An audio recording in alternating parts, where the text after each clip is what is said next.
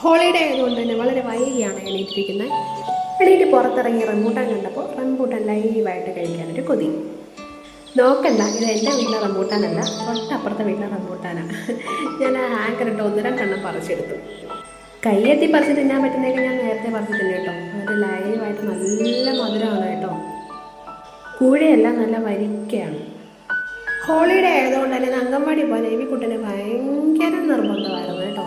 പിന്നെ ഒരു വിധത്തിൽ ബ്രേക്ക്ഫാസ്റ്റ് ഒക്കെ കഴിഞ്ഞ് കുറേ കഴിഞ്ഞ് ഞങ്ങൾ നടക്കാനൊക്കെ അങ്ങ് ഇറങ്ങി. നടക്കാൻ നേരെ ആശാൻ അംഗൻവാടിയിലോട്ട് ആദ്യം പോയത്. അംഗൻവാടി ഇപ്പോൾ ഗേറ്റൊക്കെ പൂട്ടി കിടക്കുന്ന കണ്ടപ്പോഴാണ് ആശാന സമാധാനമായത്. ഈ ചെറിയ ചാറ്റത്ത് ചെറിയൊരു ഡ്രൈവ് പോകാനൊരു മോഹം വന്ന് അങ്ങനെ ഞാനും അമ്മയും എബിക്കുട്ടനോട് ചെറിയൊരു ഡ്രൈവൊക്കെ പോയി.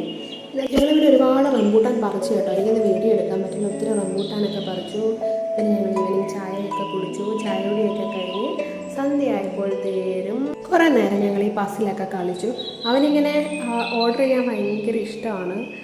ഇനി വൈകിട്ട് TV ഒക്കെ കണ്ട് റംബൂട്ടാനൊക്കെ കഴിച്ച് ഇങ്ങനെ ഇരിക്കണം. നല്ല മധുരമാണ് കേട്ടോ. നിറയെ റംബൂട്ടാൻ കിട്ടി.